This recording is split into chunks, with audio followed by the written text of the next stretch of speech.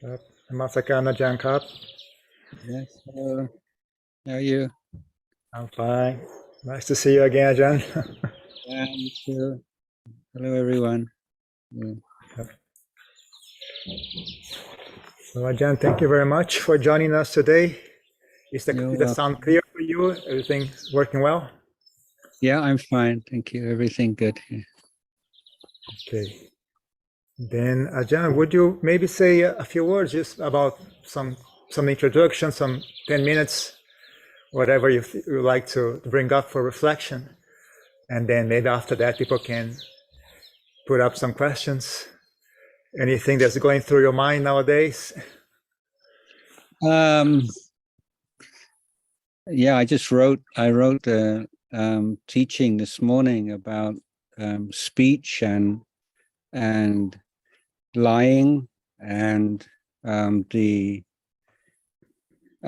way in which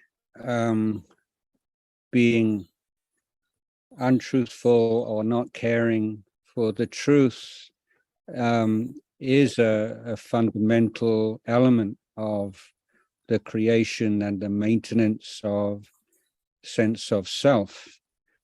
So sometimes I think often people can assume that sila is something separate from meditation. It's something that's an optional extra, or it's maybe related in some way, but it seemed to me that keeping precepts is a very important meditation practice, particularly in its role of revealing defilement and revealing the unwholesome dhammas that are the cause of wrong speech.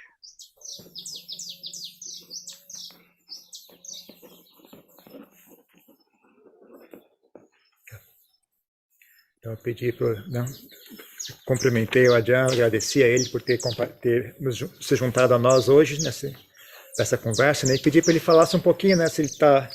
Alguma coisa que ele tem em mente, né? Que ele falasse alguns 10 minutinhos, só para dar uma introdução, né? Para que a gente depois começasse com as perguntas e respostas. Né? Então ele falou: hoje de manhã eu estava escrevendo algo, né? Com relação à fala correta. E com relação ao aspecto da mentira, né? Como a inclinação, né, ou a falta de visão de como é importante, né, a verdade, né, a pessoa não dá importância, né, à verdade é uma das fundações principais onde o ego se estabelece. Muitas vezes as pessoas enxergam sila como algo separado da meditação, né? A conduta moral como algo separado da meditação. Mas, na verdade, é importante enxergar, né, que a prática dos preceitos morais é em si uma meditação, uma prática importante de meditação, porque ela nos revela, por exemplo, quais são os tipos de quilesas, os tipos de inclinações mentais que são a causa que levam a pessoa à fala incorreta, às formas inábeis de usar a fala. When we talk about precepts, then the emphasis is usually on. Can you hear me okay? Yes, somebody, Iralene, pode desligar o seu microfone, por favor?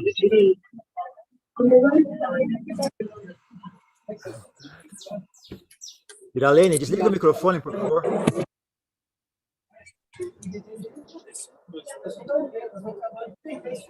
Not listening. My computer just froze here, so I don't know what the. Oh, here, found it. Okay. Sorry, Jan, please try to go on. So in speaking about precepts, then usually the emphasis is on the intention to refrain from certain actions and speech, but we need to always remember the positive qualities, the virtues that we seek to cultivate through precepts. And one of the, in this particular case, in the fourth precept, is the love of truth.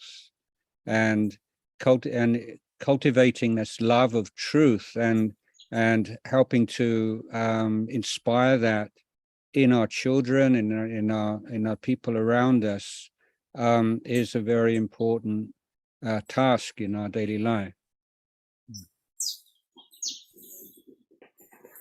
Então ele está dizendo que, né, em geral, a gente enxerga os preceitos como abrir mão de algo ou evitar fazer certas ações, né? Mas a gente tem que se lembrar também que é o lado positivo, né, da prática dos preceitos, que é desenvolver ou cultivar as boas qualidades da mente, né? Que é através da prática dos preceitos, né? Um dos mais importantes, dessas mais importantes qualidades é o amor pela verdade, né? O respeito pela verdade. E isso é algo importante, essa qualidade de amor pela verdade é importante cultivar e inspirar, tanto nas crianças como nas pessoas ao nosso redor, né? Isso é algo que é muito importante. So caring for the truth simplifies our life to a great degree, and this is why we can see the relationship between sila and samadhi, because when we're telling the truth, then we cut out all this concern about creating an image of ourselves or protecting an image of ourselves or protecting the lies we've already told, or trying to remember the lies we've already told. So telling the truth simplifies our life and makes our minds cleaner and brighter.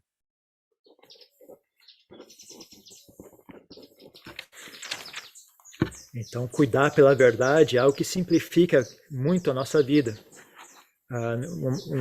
Ela tem uma relação direta, né, ou seja, entre a mente pacífica, né, e sila, né, sila e samadhi. Aí você começa a enxergar a relação direta entre sila e samadhi, né? A pessoa que diz a verdade com frequência, né, ela mantém a mente livre de preocupações, de ter que criar essa imagem artificial de si mesma, né? Livre de preocupações com relação às mentiras que ele já contou, não tem que proteger as mentiras que contou, não tem que lembrar quais foram as mentiras que ele contou.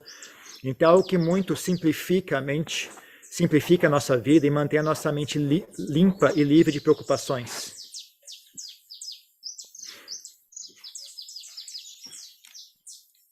And as with any virtue, it doesn't end with the virtuous action, but all virtuous qualities can form the basis of be objects of meditation.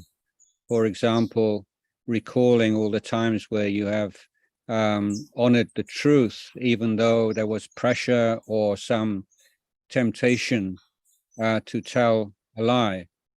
And remembering these things brings joy in the mind, and that joy can take the mind beyond the 5 hindrances. Então, como qualquer outro aspecto das virtudes, né, elas não acabam apenas na ação, né, que a gente evita realizar. Qualquer uma das diferentes virtudes que a gente desenvolve pode também se formar uma base para a prática de meditação. Por exemplo, lembrando-se das ocasiões em que você teve um compromisso para com a verdade, em que você honrou a verdade, mesmo perante a tentação ou a pressão para dizer uma mentira. Quando você se lembra da sua vitória, né, sobre essa tentação, isso pode trazer grande deleite à mente, grande felicidade à mente, que inclusive pode ser uma ferramenta para você conseguir vencer os 5 obstáculos para a meditação. Okay, that's maybe good enough for a beginning, and open up to any questions people have. Ajahn, if you don't mind, I'll start it myself with a question about this. This is something I also very much talk to people about. And then it is something like I was lucky when I was a layman. I didn't have enough wisdom to figure out why you should follow the 5 precepts or whatever. Well, the Buddha said it, I'll just do it. But after doing it for many months, I start to see that connection you just mentioned. And then I wonder, like, you spoke about trying to teach that to children and inspire that on other people. For my own experience, like I was not, I wouldn't say I was not a very intelligent person. I was intelligent enough, and I could not see the connection between telling the truth and a healthy mind. And I think today is even worse without technology and social media and whatnot. What suggestions do you have about how to inspire people to that, or how to teach that to children? Well, I think that we can start off with the effects of social media, because we're now living in a world in which you can create and edit and curate your image in the world online. And there seemed to be a lot of evidence to show correlation between that and the growth of narcissism and depression. So I would say that looking on the other side, not caring for truth has an important role to play in mental illness.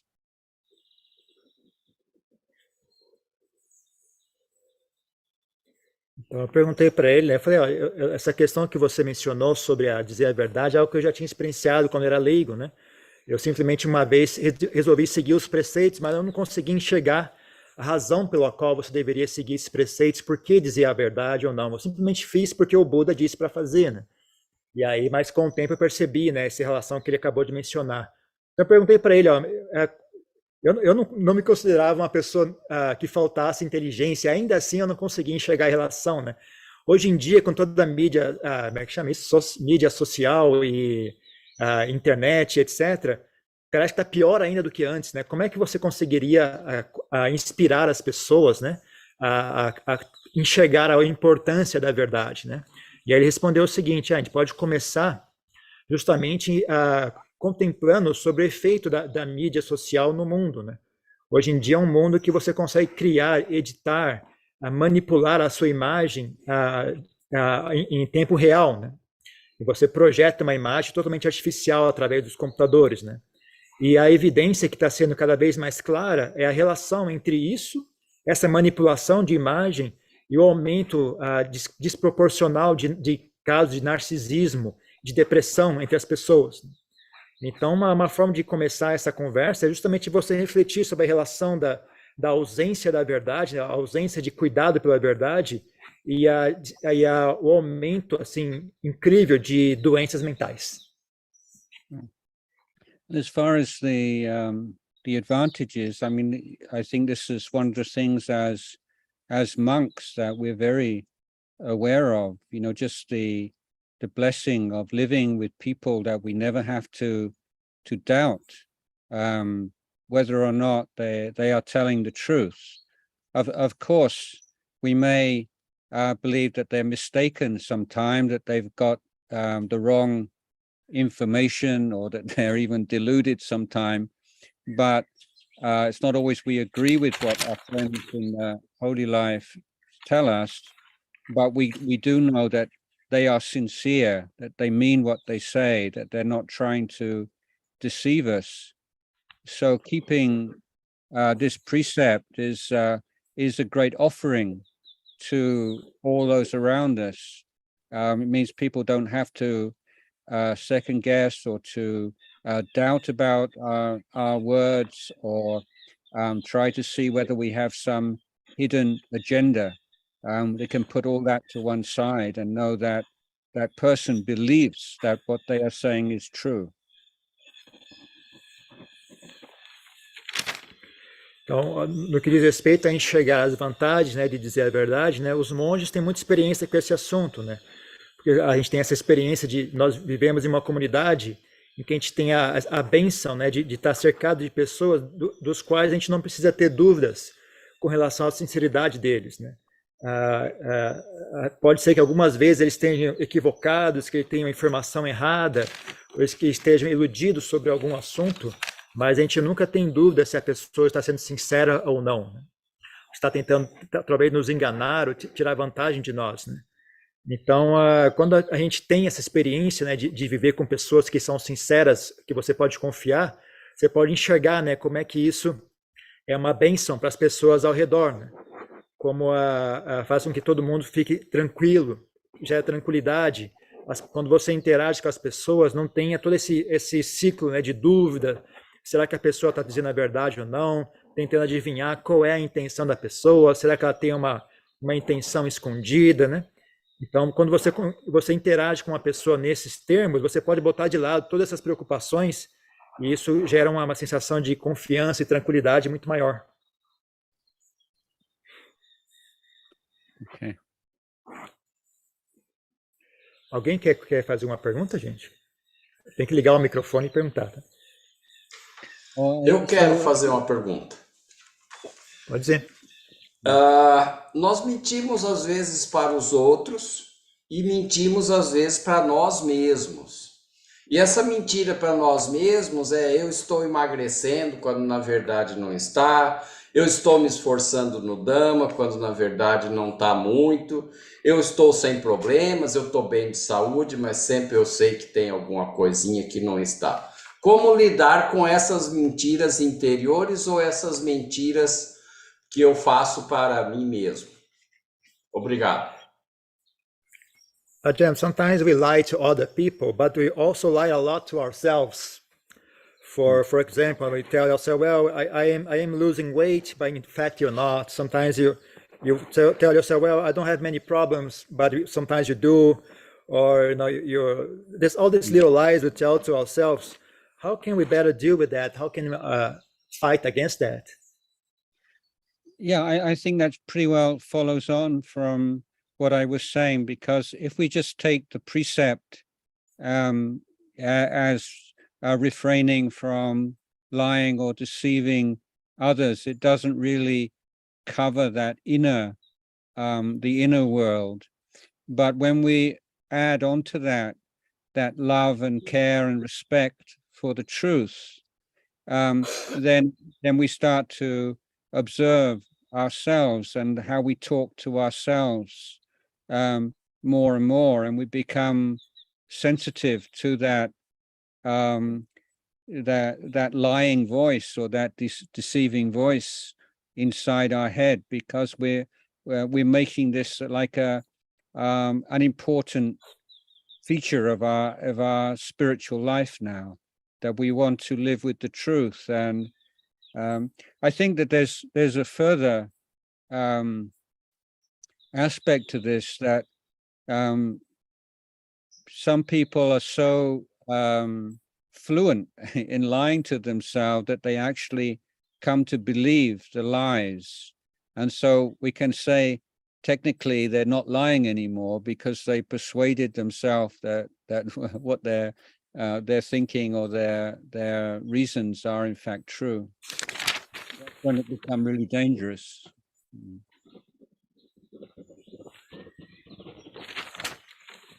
Então ele disse que, bom, isso segue daquilo que eu estava dizendo anteriormente, né? A gente pegar esses preceitos, se você tomar ele apenas como não mentir para os outros, né?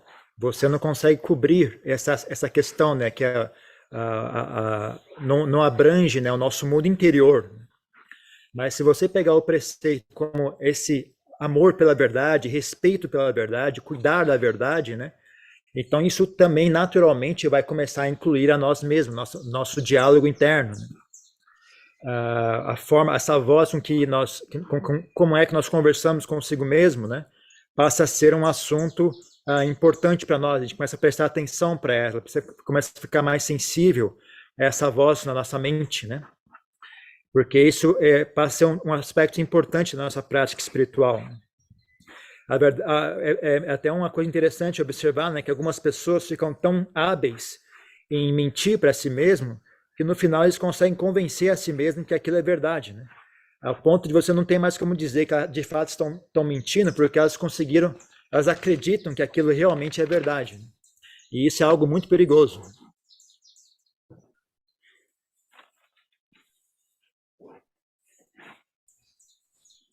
John.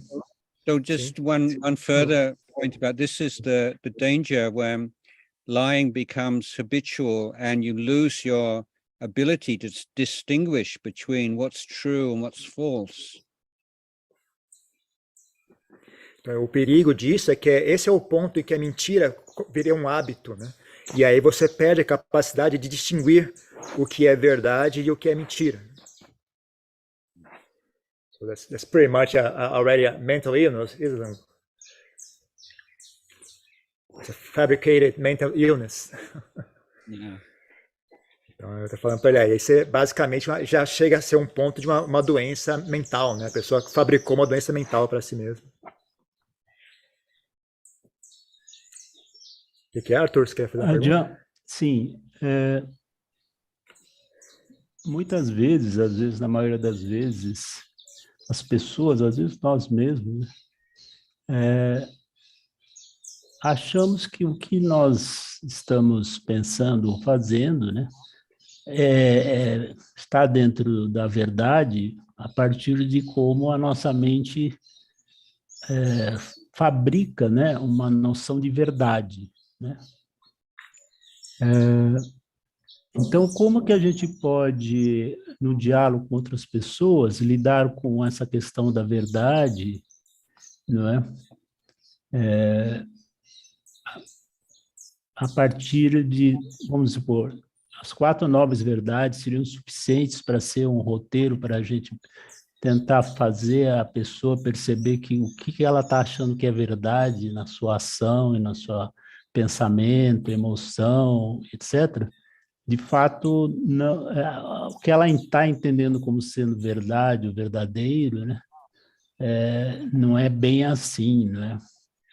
Então, como que a gente pode, de um modo didático, vamos supor, né? Lidar com essa questão da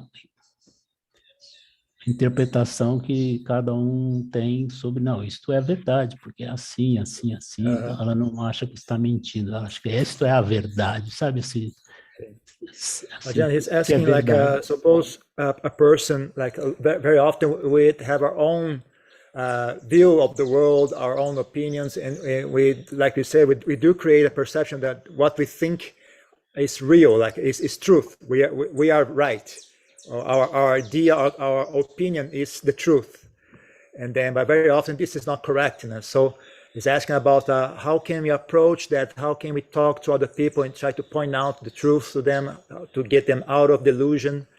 Would trying to approach it from the point of view of the Four Noble Truths be like a useful way to try to do that? Do you have any recommendation on how to talk to other people, try to get them out of delusion? Yeah, I think one of the good suttas to read on this topic is the Chanki Sutta in the Majjhima Nikaya. And this is the sutta where the Buddha introduces this concept of, or teaching of Satyanuraka, or caring for the truth. And the Buddha points out that we can be absolutely 100% sure of something which is completely untrue. And so our sense of certainty and confidence is not a sure indicator that what we believe in is necessarily true. So this is the humble attitude that we need to keep with us whenever we're in any kind of conversation about differing beliefs or perceptions.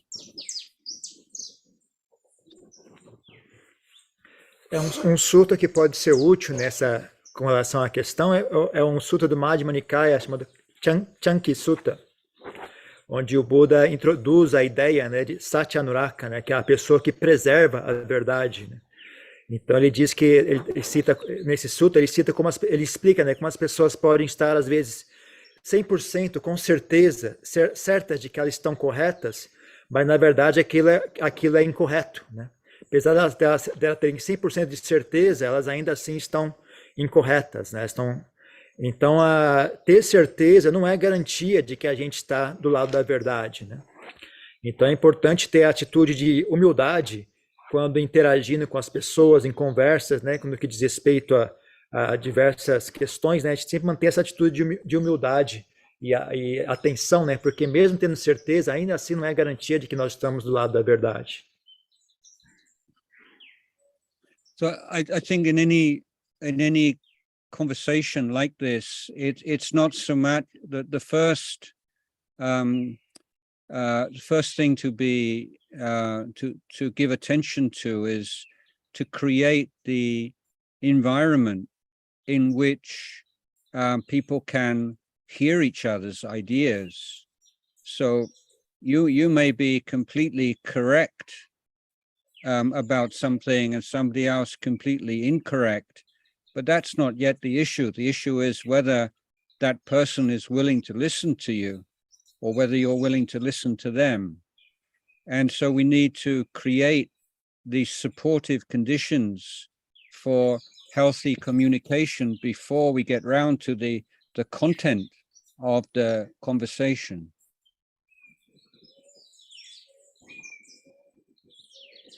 Então, uma coisa importante é com qualquer tipo de conversa, né, a primeira coisa a fazer é criar um ambiente saudável, apropriado para que as pessoas possam ouvir as ideias de ambos os lados, né? Ambos possam ouvir as ideias da segunda pessoa, né?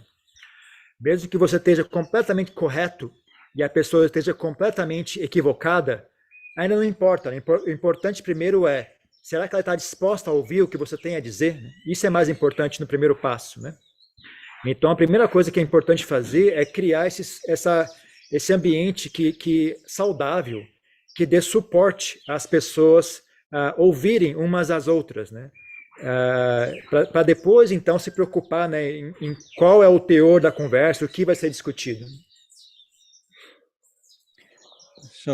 So the idea is to move away from the idea of like a teaching conversation where one person is teaching the other person to the idea of a learning conversation where both people are partners in an effort to learn and to understand some issue more clearly.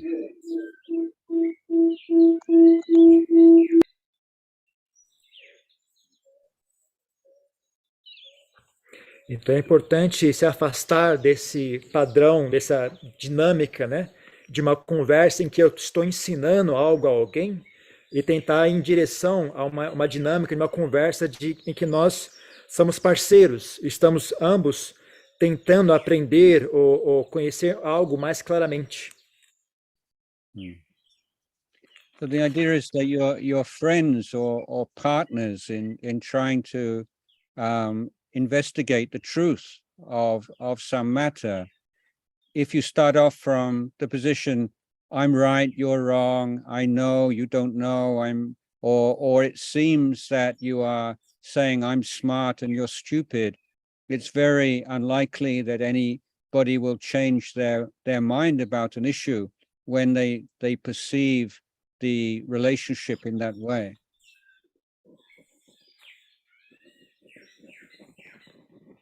Então você tem que ter uma atitude, né, que nós somos amigos, parceiros na investigação de uma verdade. Se você partir com a atitude de eu estou correto, você está errado, eu estou no caminho certo, você está no caminho errado, você está equivocado, ou acaba dando a impressão para a pessoa de que você está dizendo eu sou inteligente e você não é, você é burro.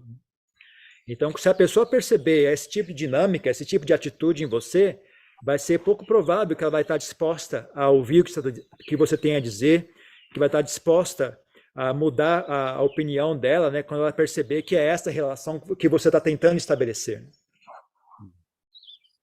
I think if you're a very confident person, it's good to have, like, in your mind, just ready at your fingertips, as it were, like a memory of at least 3 times when you were absolutely sure you were right about something, and afterwards you found out you were wrong. And similarly, if you're very lacking in confidence, if you have like 3 examples of times where you thought you were completely wrong and it turned out afterwards that you were right. So they can be very useful recollections in in conversations where you have difference of ideas. Então, se você é uma pessoa que tem a tendência a ser muito confiante, é bom você ter sempre na mente, sempre à mão, né? Pelo menos 3 lembranças, 3 ocasiões, a lembrança de 3 ocasiões em que você tinha certeza que você estava certo, mas acabou que você estava enganado. Da mesma forma, se você é uma pessoa que falta, você não tem muita confiança, uma pessoa muito tímida ou insegura, né?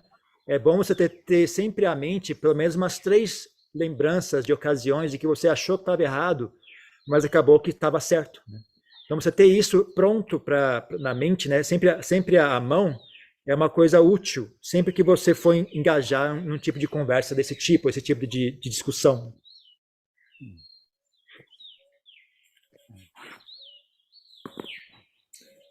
Alguma mais pergunta, né? Eu tenho uma Ajahn? pergunta. Pode perguntar. Vontade. Thank you for being with us, Ajahn. I sometimes hear people talking about Western monastics in dismissive terms, as if they weren't truly authentic. So I was wondering what your thoughts were about this issue, and if you have any advice for us to stay true to the teachings here in Brazil. Thank you. I'm not sure I really know what a Western monastic is. I mean, would you say Australians are Westerners? I mean, they live in the south of the planet, and how west is west, you know? And I was born in England, but I've lived in Thailand for more than 40 years. So and I'm a Thai citizen now, so I don't know whether I count as Western monastic or not. So it's just one of those terms that are so ambiguous and meaningless. I don't think that I can make any intelligent summary of Western monks. And if we look from point of view of Dhamma, we have greed, hatred, and delusion, and we have the capacity to free ourselves of greed, hatred, and delusion, and that's independent of where we were born and the environment we grew up in. This is just kind of stuff to work through. But I would say that if I do accept those basic terms of Eastern and Western, if you like, that there are pros and cons, that there are certain, for people brought up in a Buddhist society, they have certain advantages, but they also have a lot of blind spots. And I think that the coming together of Eastern and Western monastics and sharing and is very productive for both sides. And in Thailand,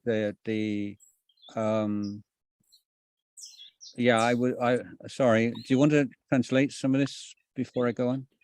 No, John, I'm writing it down, don't worry. I got it all written down. Yeah. Well, in Thailand, this sometimes the too short-term kind of vision of life, I would say very little long-term planning, and a real lack of systematic attention to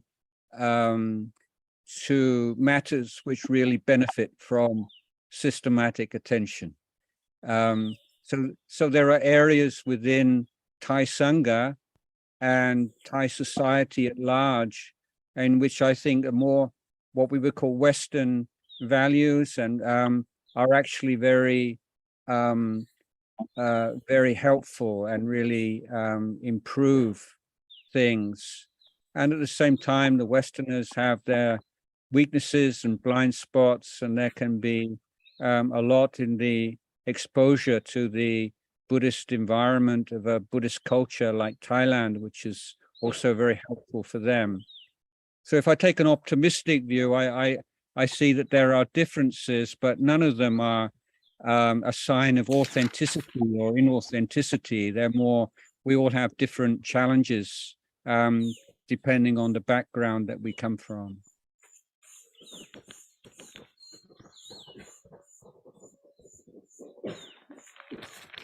Então ele perguntou com relação a que ele tem a dizer sobre algumas pessoas dizer, né, que os monásticos ocidentais não são monásticos de verdade, que nem os asiáticos são, né? Se ele teria algum comentário sobre isso, né?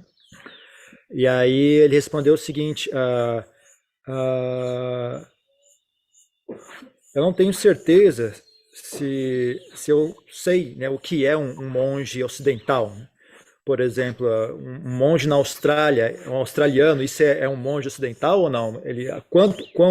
Qual é o paralelo que você tem que estar localizado para ser considerado ocidental, né?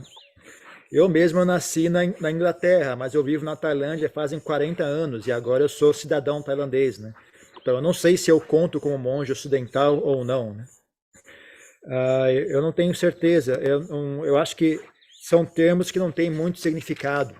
Esse termo ocidental, oriental, né? Eu não seria capaz de fazer assim, uma análise inteligente desse assunto para você. Do ponto de vista que eu olho, é apenas do ponto de vista do Dharma, né? Todas as pessoas têm desejo, aversão e ignorância e estão lutando para se livrar de desejo, aversão e ignorância, né? Então não é algo que depende muito, né, de onde você nasceu ou onde você cresceu que determina isso, né? Eu posso dizer que se eu for, né, fazer um esforço para pensar em algo a respeito, eu posso dizer que ambos possuem vantagem e desvantagem, né? Ambas culturas possuem vantagem e desvantagens, né? Uma pessoa nasceu numa cultura budista desde criança, né? Ela vai ter muitas vantagens com relação à prática do Dharma, mas também vai ter muitos pontos cegos, né? E há muitos desvantagens também. Então, quando a gente une o ocidental e o oriental, é algo que é muito produtivo para ambos. Ambos se beneficiam, né? Quando ambos fazem contato e interagem, é algo muito benéfico para ambos, né? Por exemplo, eu posso mencionar, né, que uma das características da cultura tailandesa, né, é essa visão de curto prazo, né? Eles não têm uma cultura de pensar a longo prazo. E também não tem uma cultura de prestar atenção sistematicamente a um assunto que requer atenção sistemática, atenção constante. Então, isso é um aspecto, mesmo na sangha monástica e também na sociedade em geral, que às vezes a cultura ocidental pode ser muito útil para eles, né? Já no que diz respeito aos ocidentais, também tem os seus pontos fracos, também tem os seus pontos cegos, mas também tem suas vantagens, né? E quando eles são expostos à cultura budista de um país oriental, eles também se beneficiam muito, né? Mas essas diferenças não são uma indicação de quem é mais autêntico ou quem não é mais autêntico. É apenas uma diferença de situação, né? de cultura de cada um e que tipo de desafio cada um deles vai ter que enfrentar. So I think in terms of authenticity, I mean, the basic guarantor of authenticity is the Vinaya. And I would say amongst the non-Thai, let's say rather than Western, let's say non-Thai Sangha, then generally the standard of Vinaya is very high compared with the standard generally to be observed in monasteries in Thailand. Yeah. Se for para eu tentar dar algum parâmetro para dizer a autenticidade de um monge, eu diria que é a prática do Vinaya, a prática das regras monásticas, né? E no que diz respeito aos monges não tailandeses, em vez de usar a palavra ocidental, eu vou usar a palavra não tailandês. Entre os monges não tailandeses, o nível de prática da regra monástica é bastante alto. Já entre os tailandeses, o nível de prática da regra monástica não é tão alto assim. I think if you see somebody from another culture, let's say a Thai or an Asian Buddhist monk, and you you don't understand the language that they speak, then it's very easy to look at them in a lot more positive light than a Western monk who's maybe come from a similar background to you and speaks the same language. It's not so exotic and immediately inspiring. And I think I felt this myself when I first came to Buddhism.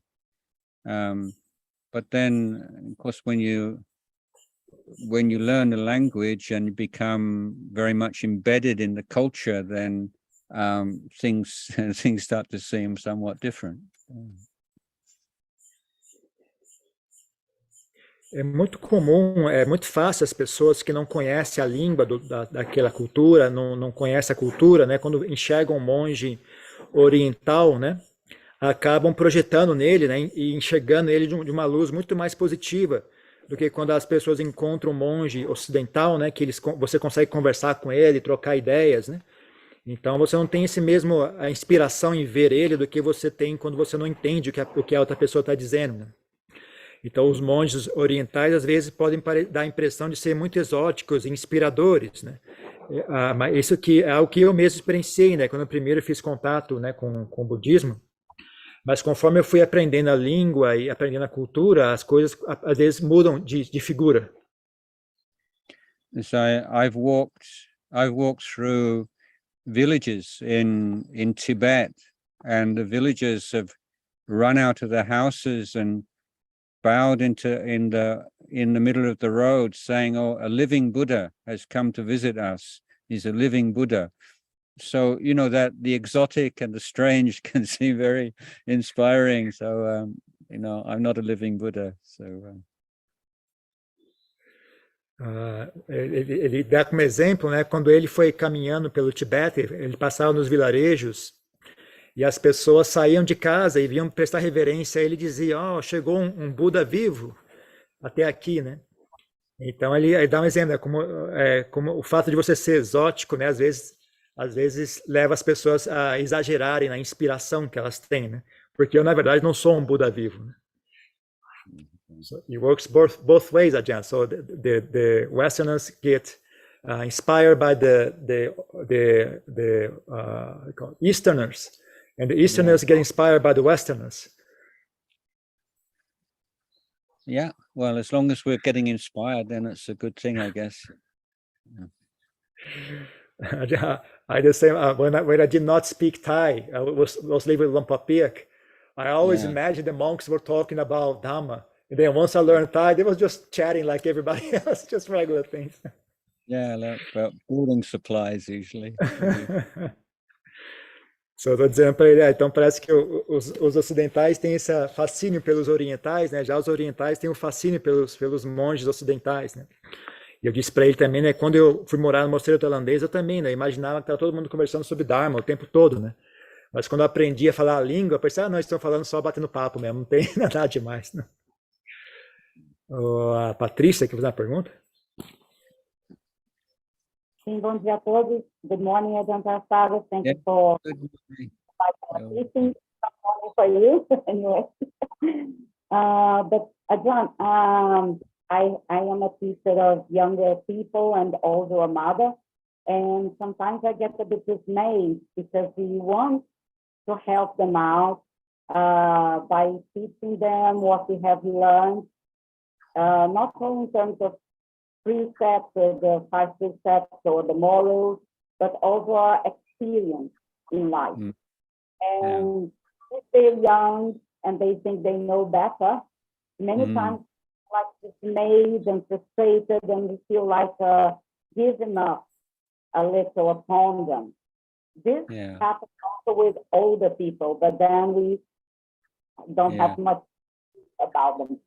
And so I would like you to teach us or to guide us in terms of how should we deal with this feeling of dismay and disappointment. I know we can have some thoughts of metta and understanding and tolerance, but when it's on a daily basis, sometimes it gets harder.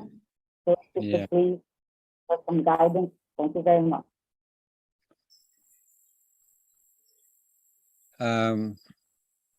Shall I just answer that, Ajahn Mudita, Sure, or do Ajahn. you want? Yeah. Okay. That's So, I think first of all, like raising children, it's bodhisattva practice, you know, and just do that's the right thing to do, the best that you can do, and let go of the results.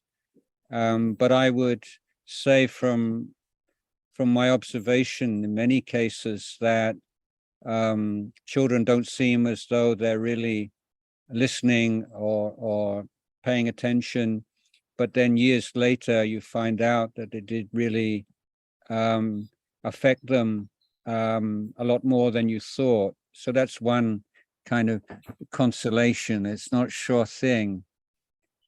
I'd say first also the most important thing is being a good example yourself, and letting people see just the value and the benefit that you receive in your life from the Dhamma. That's more powerful teaching than anything else. I'm currently working on a new kind of Buddhist curriculum for the Buddhist schools I'm involved in, and the Buddhist curriculum is pretty poor and not very satisfactory. And what my idea is just to start off from the children's life and the things that are issues in their life that they worry about, and that so this is the basic formula of the Four Noble Truths. You start off with suffering. So what are the things that make cause suffering in children's lives, you know, whether it's peer pressure, internet, stress over studies, or getting a broken heart and relationships and all these, the normal things in children's life or young people's lives. And you say, well, what does the Dhamma have to say about these things? So you don't start off with the Dhamma, you start off with their lives and what they're interested in, and saying, well, this, you know, this is what the Buddha says about this. I found this myself really valuable, and just share it with you. You know, you could take it away and think about it yourself, whether you think that's helpful or not.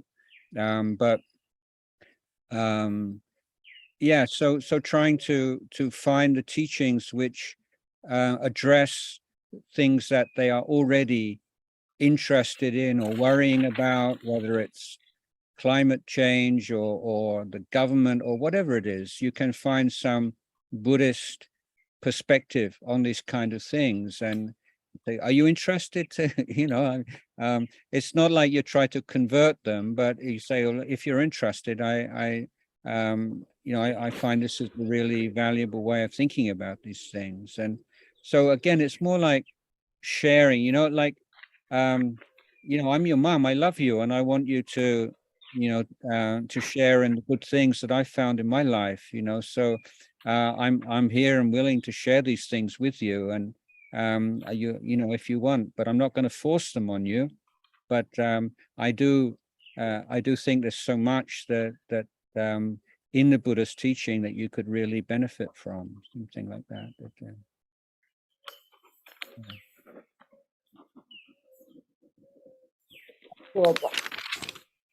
Então ela perguntou com relação a, né, ela tem como profissão, tem que cuidar das crianças, então às vezes as crianças não dão ouvidos porque elas acham que já sabem melhor do que os adultos, então ela queria, tem vontade de, né, de partilhar aquelas coisas boas que ela aprendeu com relação ao Dhamma, com relação a seguir os preceitos, né? E se o Ajahn tem alguma recomendação a esse respeito.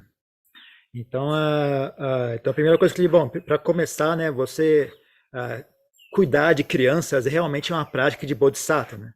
É uma coisa que você tem que fazer, você simplesmente faz o melhor possível, mas não se preocupa com os resultados, porque senão fica um fardo impossível de carregar, né? Se você não tiver essa atitude, fica impossível de carregar, né?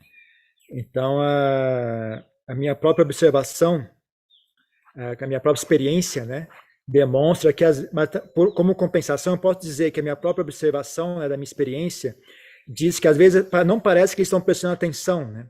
Mas muitos anos mais tarde, aquilo que você disse acaba tendo efeito neles, né? Então, isso, a gente não é tão certa, não é tão certeza se eles estão prestando atenção ou não, né? Às vezes podem estar prestando atenção sem que você perceba, né? Então, mas em geral, o que eu recomendo às pessoas, o importante é mesmo ser um bom exemplo para as crianças, né?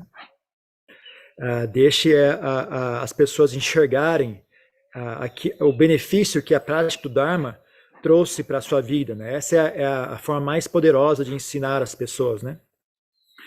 Atualmente, eu estou trabalhando num currículo novo, né, para ensinar budismo nas escolas, né? Porque eu acho que o currículo atual de ensinamento de budismo nas escolas não está muito fraco, né, na Tailândia, né? Então, eu estou tentando mudar a atitude, estou tentando fazer uma estratégia de começar por aquilo que preocupa a mente das crianças, né? Começa por esse ponto, né? O que é que preocupa a mente das crianças? O que é que elas estão preocupadas a respeito? É o sofrimento, que tipo de sofrimento que ocupa a mente delas, né? Então, é a pressão dos amigos, do ambiente ao redor, é a internet, a pressão dos estudos, os relacionamentos amorosos, o que é que ocupa a mente delas, o que é que deixa elas preocupadas, né? E aí, saindo desse ponto de partida, né, o que é que o Dhamma tem a dizer sobre isso, né? Então, você não começa ensinando o Dharma, né? Você começa pelo problema real delas. E a partir dali, você procura o ensinamento do Dharma que se aplica, né? E você pode dizer, não, olha, o que o Buda tem a dizer sobre esse assunto e que eu, pessoalmente, achei muito útil foi isso, isso e aquilo, né? E você recomenda, você partilha aquele ensinamento com eles. Just one of the okay. Just a minute, já. A minha. Just a second. Então você procura um ensinamento que que se aplica àquilo que interessa à mente deles, né? Você procura saber, né? O que é que a mente deles está interessada? Estou interessada na mudança climática, estou interessado no governo, né? Procura descobrir, né? O que é que atrai a mente deles. Mas quando você faz essa interação com eles, você não vai com a intenção de convertê-los ao budismo, etc. Você vai apenas, olha, eu tenho essa coisa boa que eu aprendi, né, que foi muito útil na minha vida, né, e que se você quiser, eu posso partilhar isso contigo, né? Não é uma questão de, eu não vou forçar isso a você, né? Eu não vou forçar você a aceitar esses ensinamentos, eu vou apenas partilhar aquilo que eu aprendi da prática budista, né, e que eu achei que foi benéfico.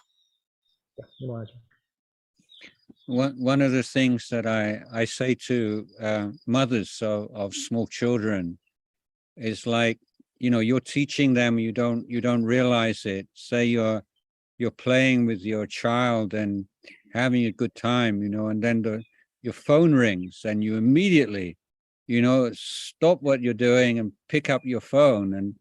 And so you're teaching your child, my phone is more important than you are. That's not what you think you're teaching, but that's the message that you give. And if you give that message to the child again and again, whatever we're doing, we stop when the telephone goes. Then later on, when they want to look at the iPad at the dinner table, and then, it's difficult to say that this is more important than what you want to do on your iPad. So, we're teaching. As parents, you're modeling. You're laying down certain kind of standards and templates for behavior all the time, and these things children pick up all the time, even though they may not pay so much attention to the words you speak sometimes.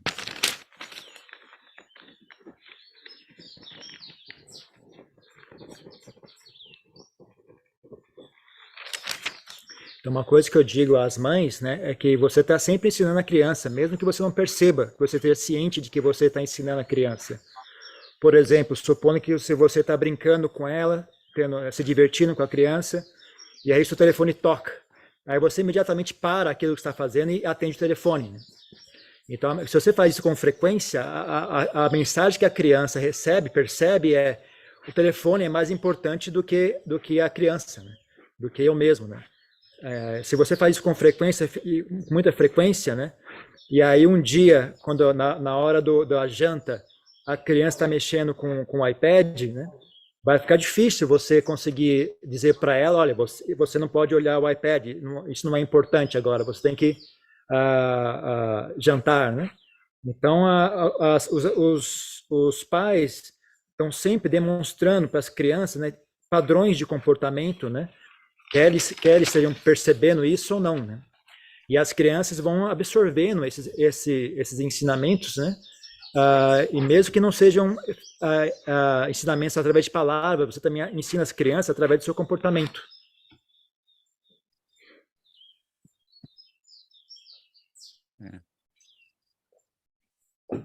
Que é o Camargo quer fazer uma pergunta? Ajahn, por favor, como nós podemos lidar com pessoas muito observadoras que notaram através do dia a dia que nós não mentimos e elas fazem como se fosse uma coleta de informações que elas não teriam como fazer através da gente, porque elas perceberam que a gente não mente. Então, pessoas poderosas, pessoas com autoridade, que a gente mentindo, a gente estaria quebrando os preceitos, mas também essas pessoas acabam não é bem forçando a gente, mas dominando a gente, querendo coletar esse tipo de informação que elas não teriam como se a gente não fosse budista e não seguisse os preceitos. Obrigado. John, how should we deal with when you fall into the precepts and then people start to, when they notice that you don't tell lies anymore, they start to abuse the situation and start to collect information that before they wouldn't have access to, because now you cannot tell a lie, so you have to tell the truth. So they start to abuse that situation, people in power, things like that. How do you suggest we deal with that? Oh, I mean,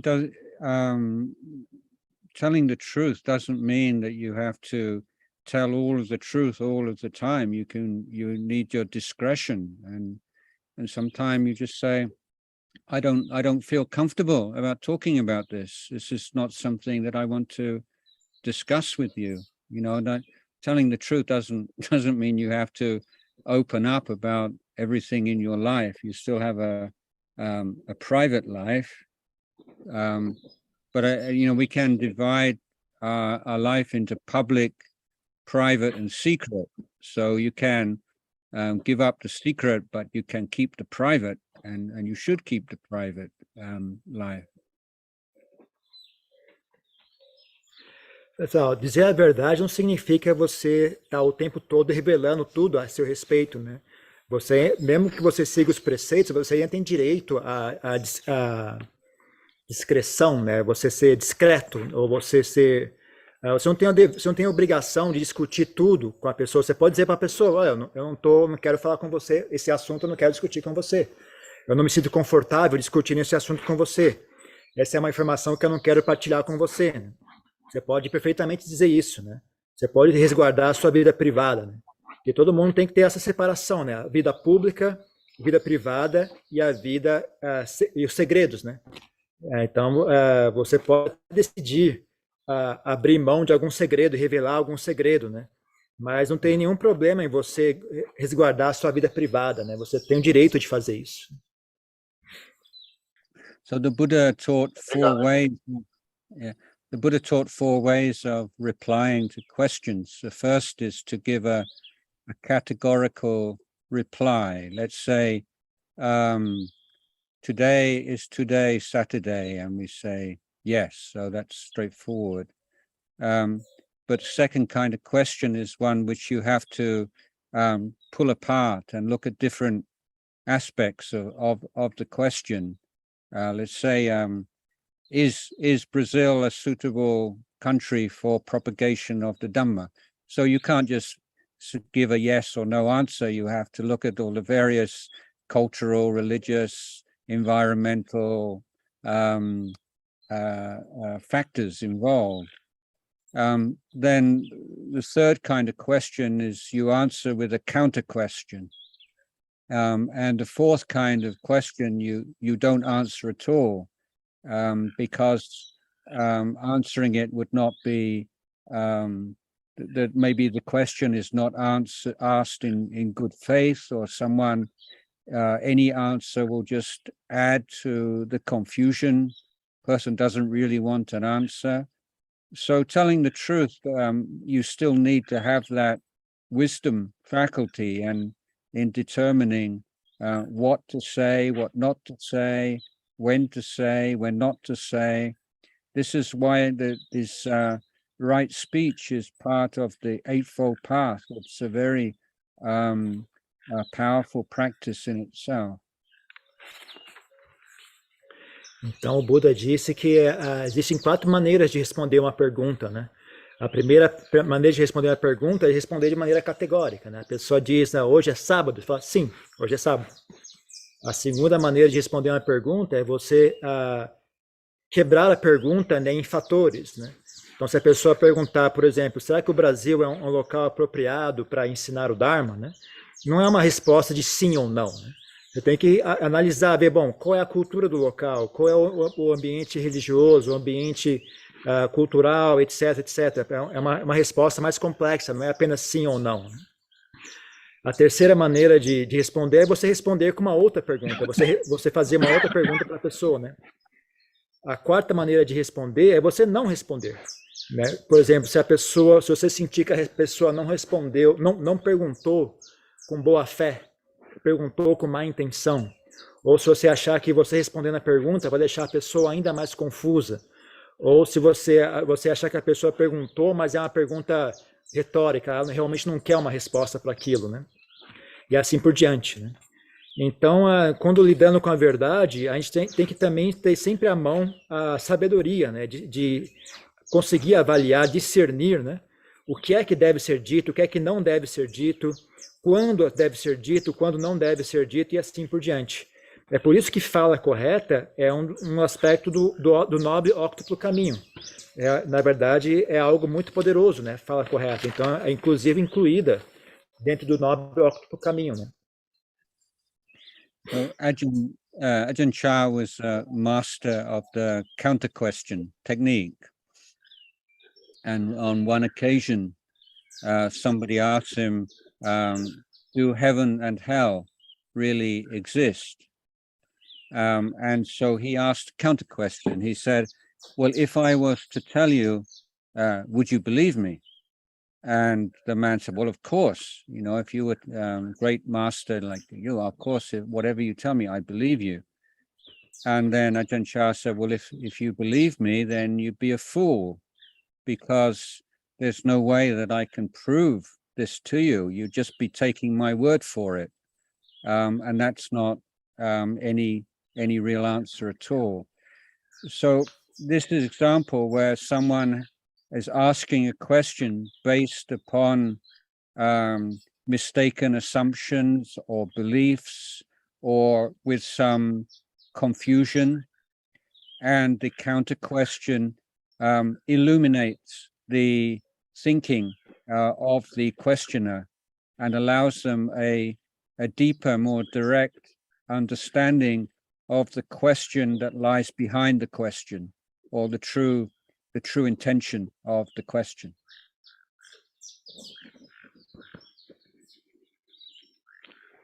Então, Ajahn Chah, por exemplo, era um mestre dessa técnica de fazer uma pergunta de volta quando a pessoa questionava algo, né? Um exemplo que é muito famoso é uma pessoa foi perguntar para ele, né, se existe paraíso, inferno, né, se de fato existe ou não. Aí o Ajahn Chah, em vez de responder, perguntou para a pessoa, bom, se eu responder isso aqui, você vai acreditar no que eu disser? A pessoa, claro, o que você disser eu vou acreditar, você é um grande mestre, com certeza eu vou acreditar. Aí o Ajahn Chah responde, então você é um tolo, né? Porque você não tem como verificar se que eu disse é verdade ou não. Né? Você vai apenas acreditar naquilo que eu disser, né? sem nenhuma prova ou sabedoria por trás disso. Né? Então, esse é um exemplo, né, de como você, às vezes, responder com uma outra pergunta esse é um exemplo de como às vezes a pergunta é feita com uma presunção equivocada, ou bem de uma origem de confusão, né, de engano, logo na origem da pergunta, né?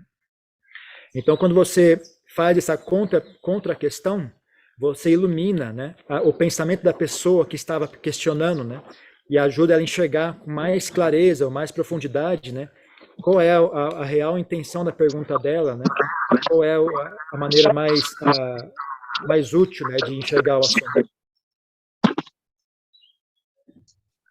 Thank you, Ajahn. Diga. Pedir para o Ajahn falar um pouquinho sobre o voto de verdade, como isso se aplica na vida de um leigo, como a gente pode usar isso na vida de um leigo. Voto de verdade? Tipo um voto para sempre dizer a verdade? Aqueles votos que tem no Jataka, que o Angulimala fez, a mulher tem um parto tranquilo, né? Esse tipo de voto. Ajahn, can you tell us about a little bit about Satya Aditana, Satya Paramita that we see like in the Jatakas, like Angulimala made a Satya Aditana that whatever, if I have led a pure holy life, may your children be born safely. Is there anything that is useful for lay people? How can we use that kind of? Yeah, I don't know. I think that, it is significant that as far as I understand, in the many lifetimes of the Bodhisattva and all the ups and downs, the only parami that he did not betray at some point or forget at some point was Satya Aditana. That was the constant in his whole journey as a Bodhisattva. I'm not familiar in my life of any, even the great monks and the arahants and noble beings who have ever spoken about this kind of declaration or the power of the Satya Aditana to effect those kinds of changes and events in people's lives. But I certainly wouldn't dismiss it or say it's not possible, but certainly the truth that can form the basis of that kind of vow, it's not just an ordinary truth. It must be like something very very special and pure and achieved with great difficulty, I would say. But I don't think I can personally verify this. And as I say, I'm not, so I've been around for a long time now, 40, 50 years, and don't really hear about this in our monastic group. So I would say it's not a common thing these days, but who knows? I mean, maybe it is possible.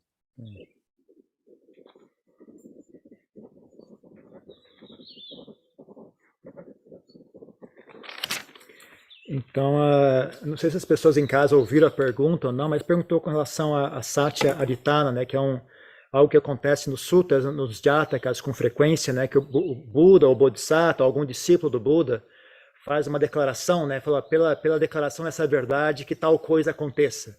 É aquela coisa de fato acontece, né?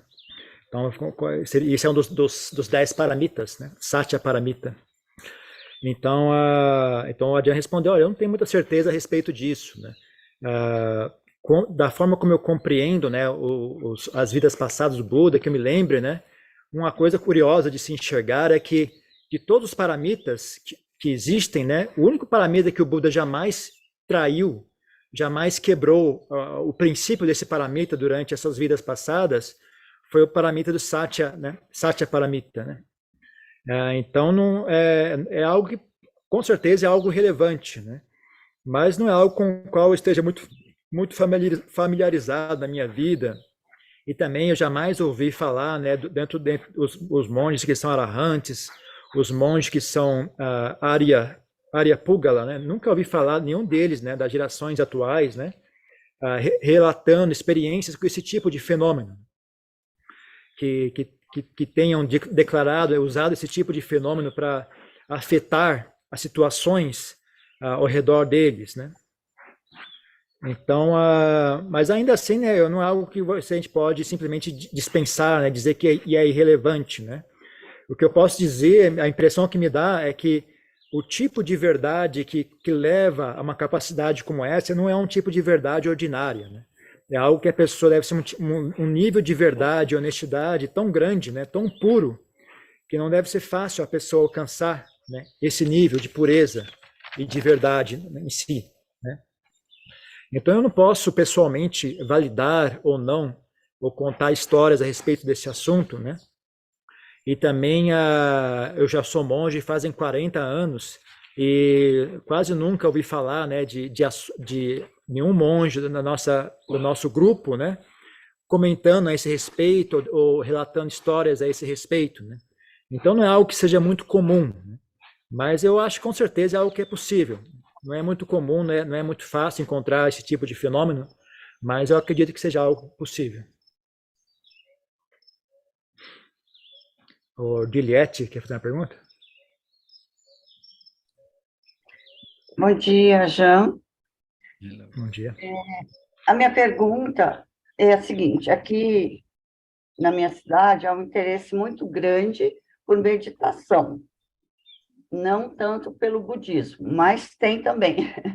Então, nós deixamos um horário, 1 hora, assim, ao sábado à tarde, para essas pessoas que querem conhecer a meditação, e ali a gente estuda assim, lê o livro, por exemplo, do Bhante Gunarata, aquele da meditação, e depois meditamos meia hora conduzida. Esse é o procedimento, né? Mas eu vejo, assim, uma rotatividade muito grande, parece que as pessoas se desinteressam fácil, ficam alguns dias, algumas semanas, parece de vez em quando. Então, eu queria saber se tem um procedimento que possa melhorar, né, essa informação para esses que se interessam pela meditação. Obrigada. Ajahn, in her city, there's not a lot of interest about Buddhism, but there is interest about meditation. So every Saturday, they have a meeting where they study for about 1 hour. So what they do, they first read about Buddhism, about meditation for 30 minutes. Like usually they use a Bhante Gunaratana book, and they read it from the book, and then after that they sit meditation for a while, and it's fine. But what happened is that there's not many people actually stay. Like most everybody come for a few sessions and they go away. They not being able to retain people so much. So I was wondering if you have any recommendations about it, like how to deal with that. Is there any tips?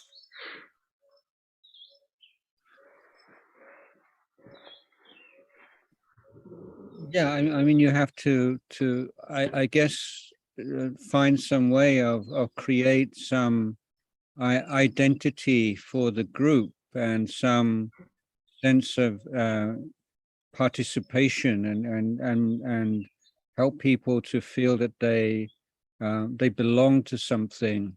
And I mean, a lot of the Buddhist groups in the West, I don't know with this group, but they have, maybe they do a bit of chanting, and they have a talk or listen or read, meditate, and then afterwards have a cup of tea and a chat. And so there's a social side to it as well. And if you're just meeting and it's just the formal side of sitting and meditation, then there's nothing that really creates a sense of community or makes people want to continue after the initial interest wears off, because meditation is not easy, you know, and a lot of people become discouraged and give up.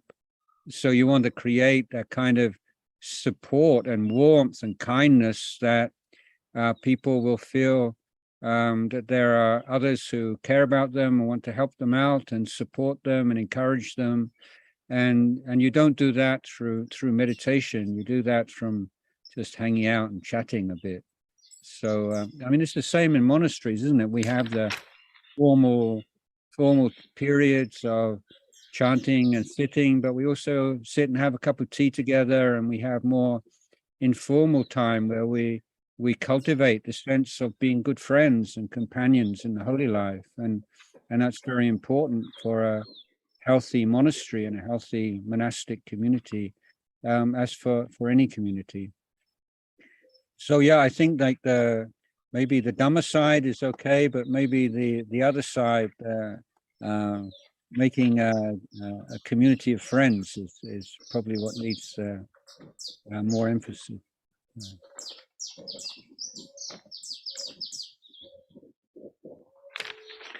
Ele sugere você achar uma maneira, né, de criar uma identidade para o grupo, né, que as pessoas se identifiquem, né, que ela tenha um senso de participação em algo, né, em algo maior, né, que as pessoas pertençam ao grupo, que elas pertençam a algo, né. Então, geralmente, né, nos grupos no Ocidente, né, eles têm o hábito, né, de criar, quando eles têm os grupos de meditação, eles fazem cânticos, eles leem algum texto, realizam meditação, e aí, depois de tudo isso, eles têm um período que eles sentam, né, e tomam um chá, e conversam, e trocam ideias, né. Então, tem um lado social também para as sessões de meditação, né. Se for só a sessão formal de ensinamentos e meditação, não cria esse senso de comunidade, né, não cria um desejo para continuar vindo às reuniões, porque, e aí, quando o interesse inicial pela meditação se esvai, né, a pessoa para de comparecer, porque meditação não é algo fácil, né? Em geral, as pessoas acabam desistindo, se ela não tiver algum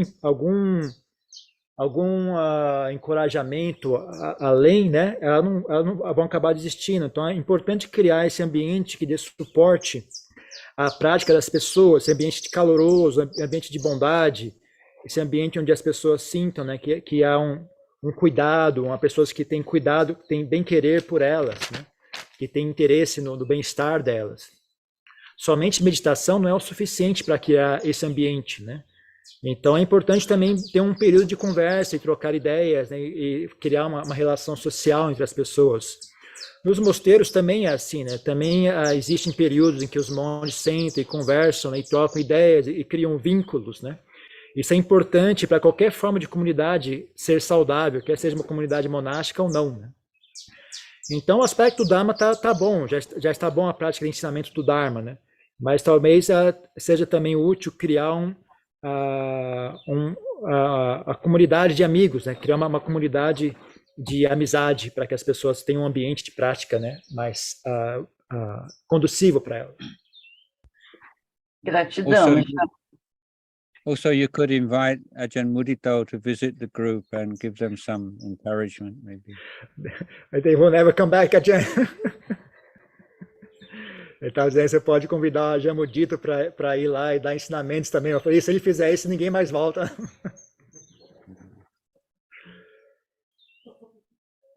Quem quer?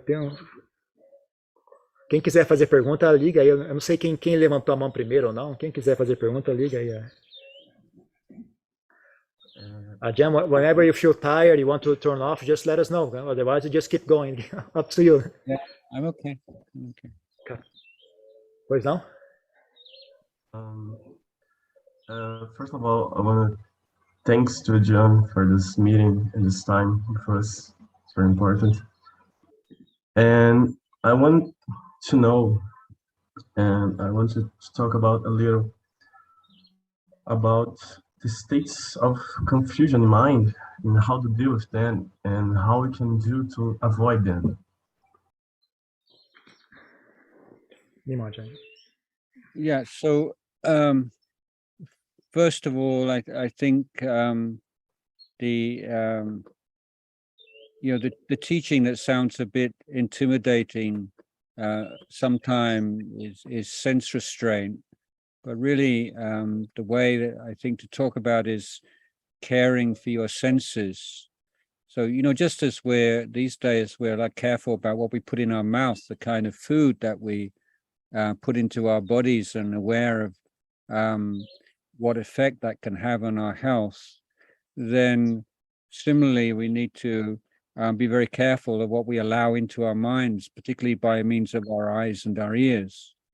And we need to have some filter on that, because without that, it's just too much for our brain to be able to handle. It's just too much information out there right now, and too much easy access to that information.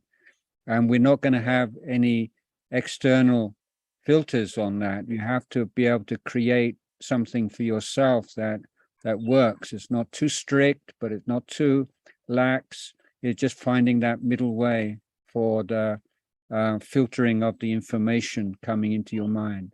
Yeah. Ele perguntou sobre lidar com a mente confusa nos dias atuais, né? Muita confusão, muita agitação para as pessoas, né? Então o Ajahn respondeu que o ensinamento que às vezes as pessoas acham meio intimidador, se acham muito intimidante, é o ensinamento de restringir os sentidos, né? Que significa você não estimular demais os órgãos dos sentidos, né? Então significa você tomar conta deles, né? Na verdade é apenas você tomar conta dos sentidos, do que é que você consome através dos sentidos, né? Da mesma forma que hoje em dia é muito comum, né, as pessoas estarem atentas àquilo que elas consomem como comida, né? E a relação disso tem com a saúde. Então elas tomam cuidado em que tipo de alimento elas consomem. Da mesma coisa com você tomar cuidado com que tipo de contato a sua mente faz, especialmente no que diz respeito ao contato através dos olhos e através dos ouvidos, né? Porque senão é mais do que o cérebro consegue processar, né? Hoje em dia tem muita informação e muito acesso exagerado.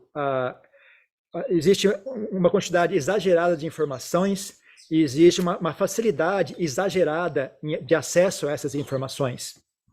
Então, como não há filtros exteriores, né, limitando a quantidade de informações que você recebe, você precisa criar os seus próprios filtros, né?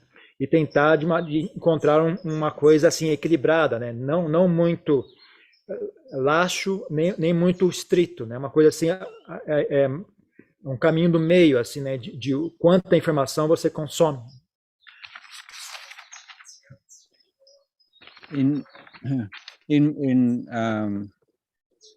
At school, as a school student, one of the most important things that happened for me was I wrote an essay, and I thought it was a good essay. And when I received it back from my teacher, there was a comment, and the comment is, don't think just because you can ask a question that it necessarily has an answer. So I just assumed, as a schoolboy, that if you can ask a question, it must have an answer. And then the teacher says, maybe it doesn't.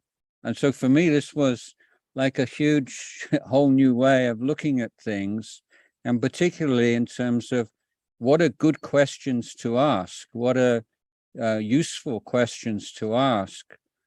And then I would study of Buddhism, of course, and come across where the Buddha refused to answer many questions, because he said it doesn't have any benefit to you. It doesn't lead to your long-lasting happiness or welfare to explore these areas. So in terms of our mental life, then making decisions about what we want to think about, what kind of questions we want to ask, what do we want to spend our time thinking about.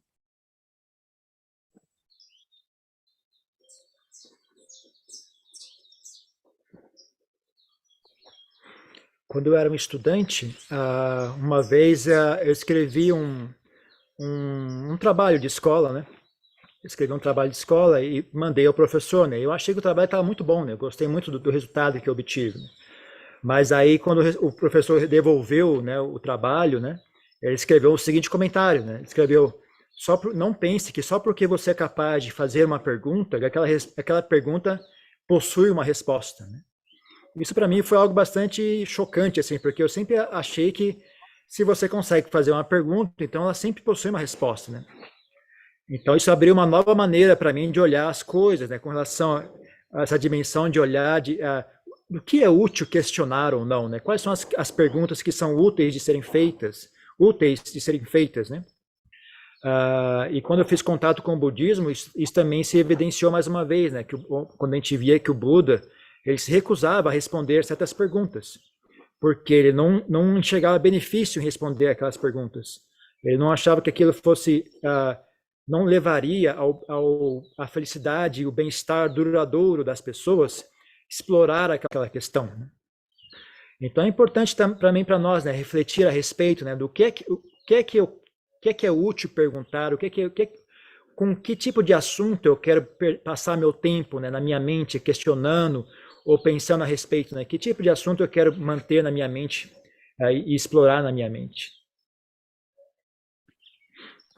So the next point I'd like to make is that we can divide thinking into two kinds of thinking, really. There's the initial thought that comes into your mind, which is triggered by something outside you or triggered by some memory. And then there is the proliferation, or brungdang. I don't know how you translate that in Brazilian. Brungdang is like you take that initial thought and you run with it, and you make a story out of it, or a drama out of it, or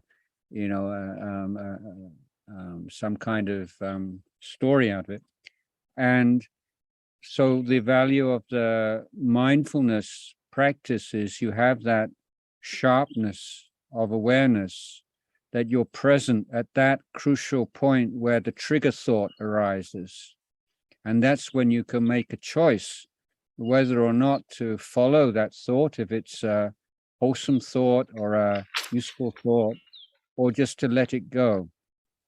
But once your mind has started on that train of thought, it's very difficult to pull back from it and let go of it. So it's much better right at the very beginning. And that's why mindfulness practice is so important, to give you that clarity and sharpness to recognize when the first thought, the trigger thought, arises in your mind, and give you the freedom to make a good choice at that point.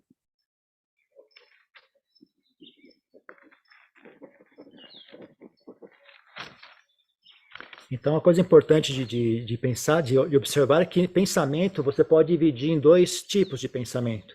Tem o pensamento inicial, que é o pensamento que é disparado, né, por um fenômeno exterior, um estímulo exterior, ou por sua própria memória, né? E também existe a proliferação a respeito daquele pensamento, né, que em tailandês se chama prumpeng, né, que a pessoa assim fica criando mais e mais, estendendo, né, e multiplicando aquele assunto, né? Então, isso é quando você pega aquele pensamento inicial e segue em frente com ele, criando uma história a respeito, dialogando a respeito, criando um drama ao redor daquele assunto inicial. Então, aí que a importância de ter presença mental para você conseguir enxergar o momento que esse pensamento inicial, né, esse pensamento que dispara, né, ele surge. E aí, você estando ciente do momento que o pensamento inicial surgiu, você pode escolher correr com ele, seguir em frente com ele ou não, né? Porque se você for deixar para perceber só quando o assunto já está se prolongando e se diversificando, é muito difícil, né? E é difícil você conseguir parar aquele processo uma vez que já deu início, né? É muito mais fácil se você estiver atento ao momento inicial e conseguir pegar o primeiro pensamento. E aí você pode avaliar aquilo e ter a liberdade de decidir se você quer continuar aquele pensamento ou não.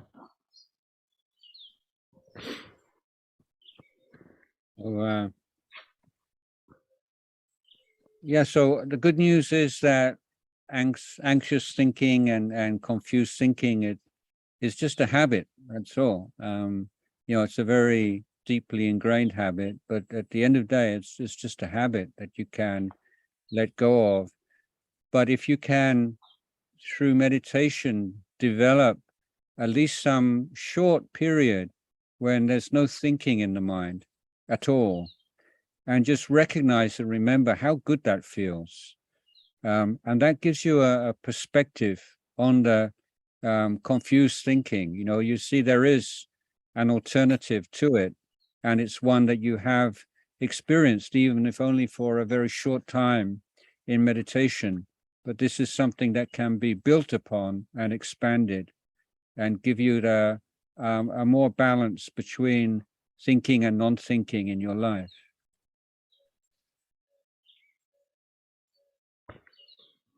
A boa notícia, né, é que ansiedade e pensamento confuso são apenas hábitos da sua mente, né? E como todo hábito, é algo que você consegue abandonar esse hábito. Uma coisa que pode ser útil, né, é você ter pequenos períodos de não pensamento, né? Por exemplo, durante a prática de meditação.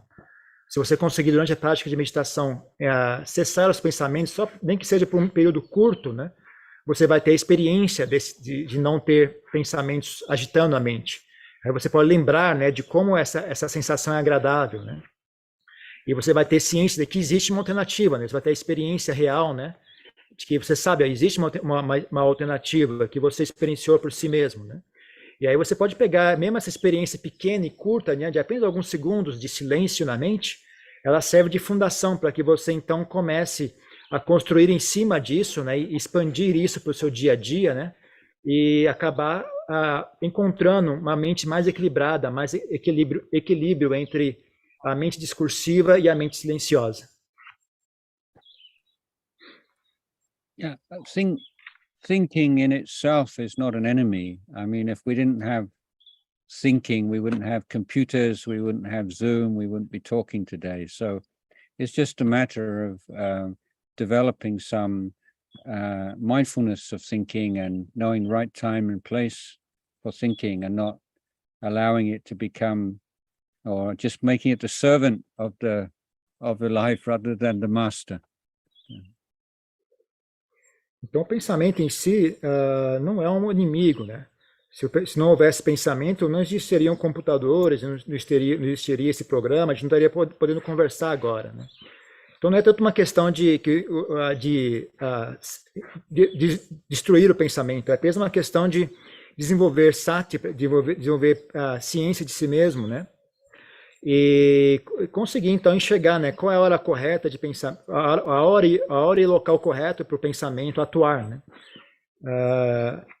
E fazer com que isso seja um fenômeno mais saudável, mais útil para você. Que o pensamento deixe de ser o mestre e passe a ser o servo, né? Você não ser escravo do pensamento. Próxima pergunta.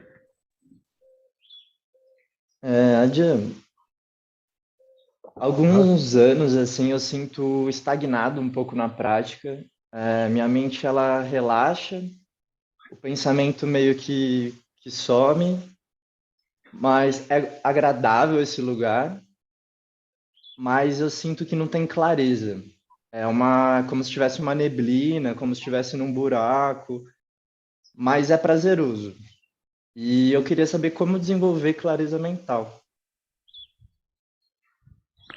Again, for a few years already, I feel like my practice is stagnated, in that I can pacify the mind, I can reach a place where the mind is peaceful, there are no thoughts, it is pleasant, but I don't feel there is a very clear mind state.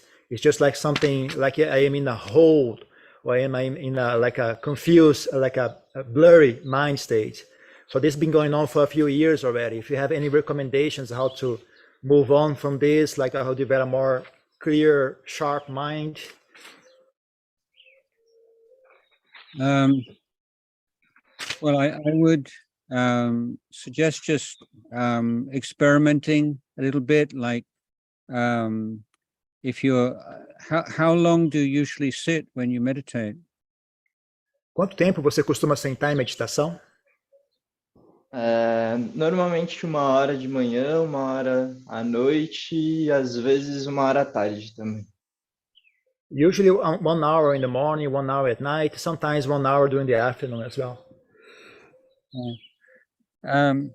So, things you can do is just to do much shorter sits of 10, 15 minutes and then change posture and then start again. And so working a new foundation where you're putting the emphasis on quality of mindfulness,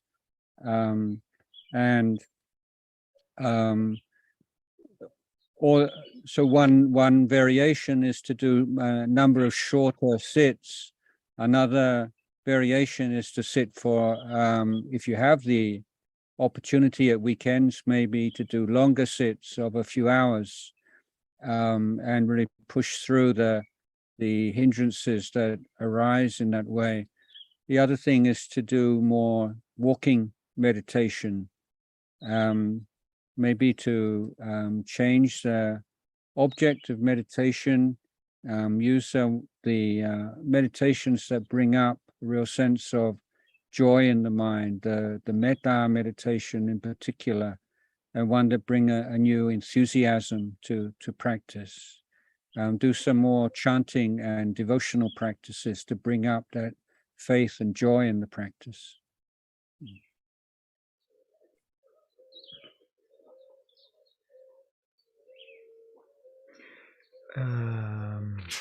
Então, o que ele sugere é que você experimente mudar um pouco essa rotina de meditação. Por exemplo, pode experimentar sentar em sessões mais curtas. Sentar 10, 15 minutos, aí você levanta e troca de postura e senta mais 10, 15 minutos. Tenta quebrar a meditação em sessões menores, né? Mas você levanta e aí senta de novo mais 10 minutos. Aí você levanta e senta de novo mais 10 minutos, né? Que é uma forma de você dar mais ênfase ao aspecto de sati durante a sua meditação, do que ao aspecto de pacificar a mente, né? Então você procura você dar mais ênfase ao aspecto de estar de presença mental, né? Então você pode experimentar com essas sessões mais curtas de meditação, ou você pode fazer o oposto, né? Quando você estiver no fim de semana, tiver mais tempo livre, você pode tentar sentar por várias horas em seguida, sem se mover, né? E aí você vai ter que lidar com todos os obstáculos que surgem, né, durante essa sessão longa de meditação, né? Então você vai requerer que ativar, né, as suas capacidades espirituais para lidar com tudo isso. Ou então, uma outra opção é você fazer mais meditação andando. Ou ainda outra opção, você tentar mudar o objeto da sua meditação. Tentar utilizar um objeto de meditação que traga mais felicidade, deleite à mente. Por exemplo, metta bhavana. Algum que traga mais energia, assim, uma energia mais, deixa a mente mais energizada, né? Traga mais entusiasmo à mente, à sua prática. Você também pode complementar a sua prática fazendo os cânticos, né? Fazendo puja, qualquer tipo de prática que inspire fé, que inspire deleite e alegria em praticar a meditação. So one of the problems is that how can I put it? Thinking in Thai language. We can say indulgence in the pleasant, relaxed states of mind is a real danger for many meditators. So, whether you're just enjoying a piece of music or enjoying a state of freedom from thought or relative freedom from thought, it's still there's the craving in there and the upadana with regard to the mental state. So the practice of meditation is developing this clear Buddha knowing, which is without grasping on or pushing away. And often there is, as the meditation become more stable and more free of the grosser hindrances, it's easy for this subtle attachment to the pleasant feelings that come with relative peace of mind, which become the next trap for the meditator and something to be very aware of during the meditation? Então, é muito comum, né, pessoas terem essa tendência a indulgir, né, na mente relaxada, na mente pacífica, na sensação agradável da mente pacífica, relaxada. Mas isso também pode se tornar um problema, né? Por exemplo, porque mesmo quando você ouve uma música, qualquer outro tipo de atividade que você faça em que a mente não tenha muitos pensamentos, seja livre de pensamentos, né? Você experiencia bem-estar, mas a tendência subliminar ao desejo, à ganância, continua presente, né? Então, a meditação que a gente pratica, né, deveria encorajar a nossa mente a um estado de conhecimento do Buda, né, que é um conhecimento livre de apego ou aversão.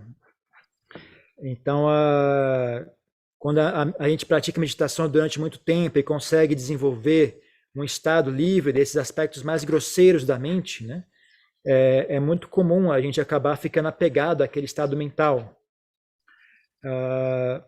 Da mente pacífica, né? Mas isso é uma armadilha muito presente, né, entre os meditadores, e algo que a gente precisa estar atento, né, para não cair nessa armadilha. Okay. Mais uma pergunta? I have one. Yeah. Thank you, Ajahn, for being here. I'll try to be as concise as possible. I'm known for being quite needy of Dhamma. I'll try to be focus my question in a specific subject. I would have a lot of questions, but I'm a physician. I do family practice, and I have this desire of studying psychiatry. And so I have this job that is to take care of the suffering of people. So people come to me with suffering. In the family practice, I have lots of patients, like a great amount of people suffering with anxiety and depression. And Brazil is one of the world's leaders in anxiety. So, and other kinds of disorders like PTSD and resistant depression. And I confess that I lack a little bit of faith in psychiatry to have the means to actually help people, and that's why I went to Buddhism as a means to give me tools to work my suffering. But something psychiatry brought back a little bit of faith, which is the use of psychedelic assisted psychotherapy, which is a quite polemic subject. Even the use of antidepressants and anxiolytics is a little bit of complication when, like, oh, I'll give you this pill and this will solve your problem. We always need to work perspectives to make people deal with their suffering. So they have to get back away from fixed views and actually have other views. Well, so my question is about the keeping precepts and trying to help people keep precepts, and talking about the 5th precept of abstaining from using substances that cause negligence. Would it be an honest path for me to take to invest in researching and helping people through uses of substances, assisted with these tools to change perspective, be it in psychotherapy, be it in Buddhist tools of meditation and tools to observe the mind? Is it correct? Is the correct path to use substances to help people? Even this, because I remember quite clearly Dalai Lama talking about psychedelics and telling that, why would you use something that gives more illusions to the mind if you're trying to reach clarity? So, yeah. Yeah, I mean, I was of the generation, of in the 70s of people exploring LSD and hallucinogens, and I would say that, maybe out of 100 people, 4 or 5 people use the new perspectives and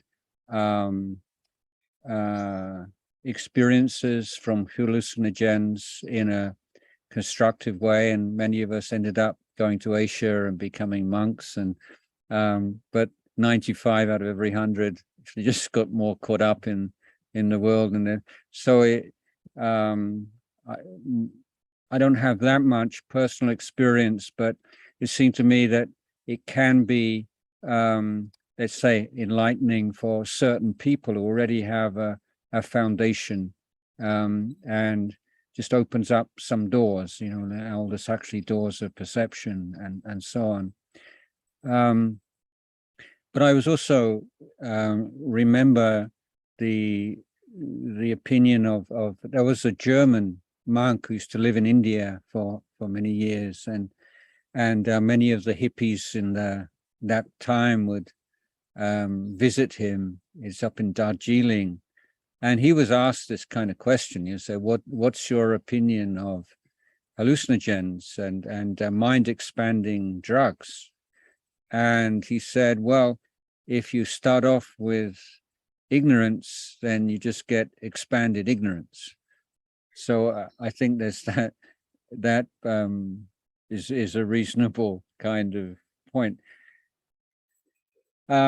I think that with the drugs, the psychoactive drugs of the various, I think with the antidepressants, it seems like there's a very large element of a placebo effect.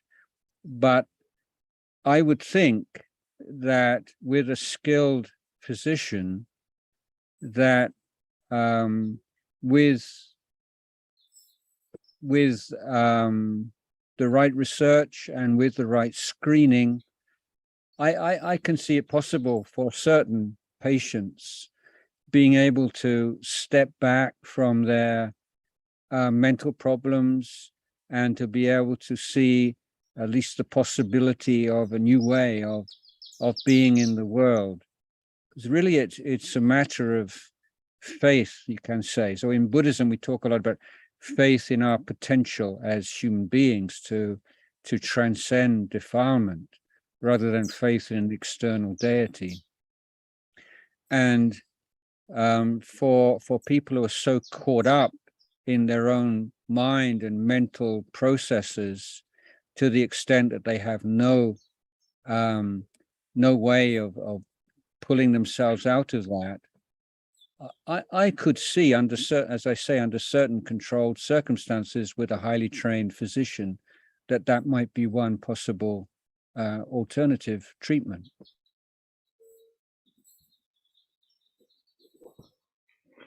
Então ele perguntou com relação ao uso de substâncias psicotrópicas, substâncias alucinogênicas no tratamento psiquiátrico, né?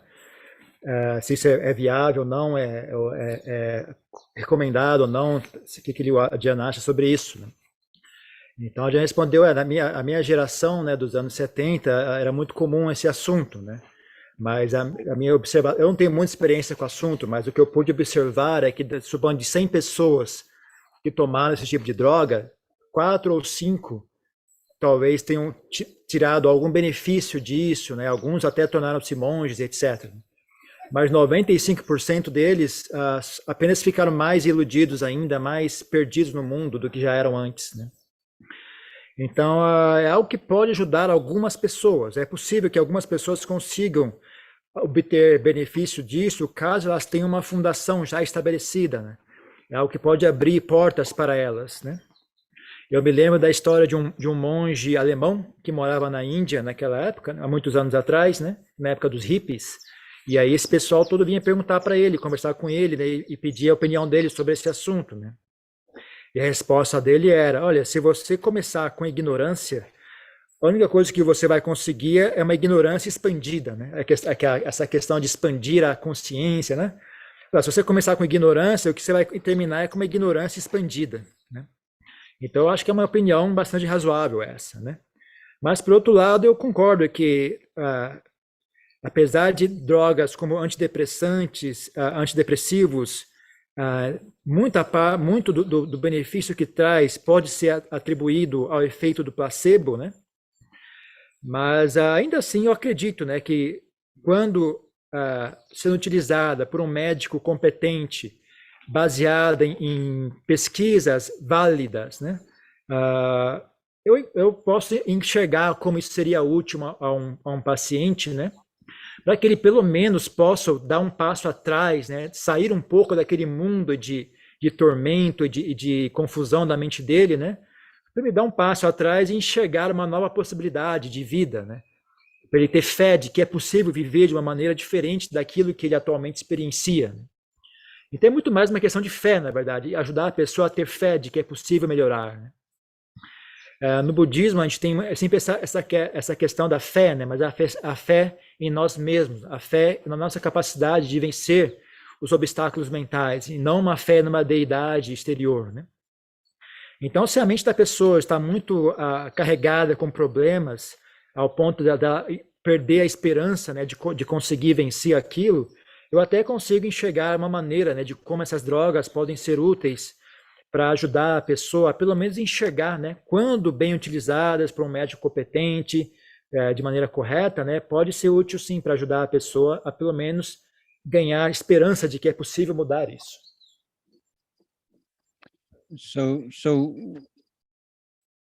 Again, I'm speaking with someone who doesn't have that much direct experience of these, so it's more speculative. But I would consider that it might be a good way of preparing someone for an effective therapy in opening them up to the effects of a time with a skilled therapist. And again, I don't think that any of these drugs, hallucinogenic drugs, are a cure in themselves, but that they could perhaps be one element of a treatment of the whole person. And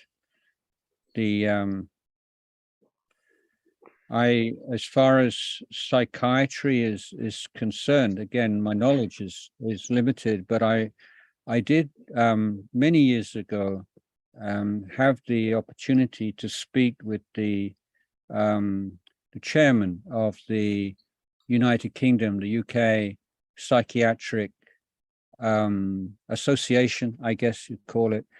She's a Buddhist, and it was the end of her career, and she was retiring. And I was interested to see the influence of her Buddhist understanding and Buddhist training on the way that she cared for people and her work and career. And she just said to me very simply that the most important factor underlying mental health in her opinion after 30-40-year career was the 5 precepts. So we're sort of back to where we started at the beginning of this Zoom meeting. So as Ricardo, I think, said that the 5th precept deals with those drugs that produce negligence, and here negligence is specifically the sense of right and wrong, and the hiriotapa, the ability to take responsibility for one's actions and to be able to do what is right, even though there may be strong temptations to do otherwise. So hiriotapa is a protection in our lives, and anything that undermines that sense of personal responsibility and the ability to make intelligent, ethical choices is to be treated with great care and yeah, so that's what I have to say on that.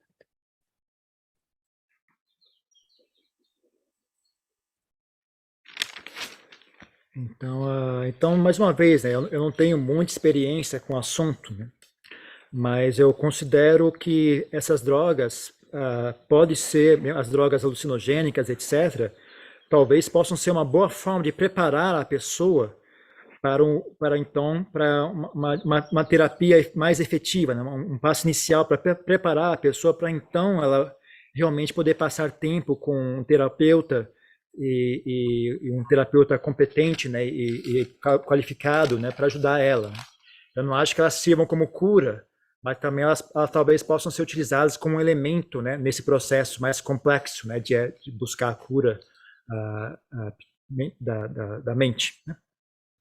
Há muitos anos atrás, eu conversei com a pessoa que era, me parece que era uma mulher, né, que era a presidente da Associação do Reino Unido de Psiquiatria.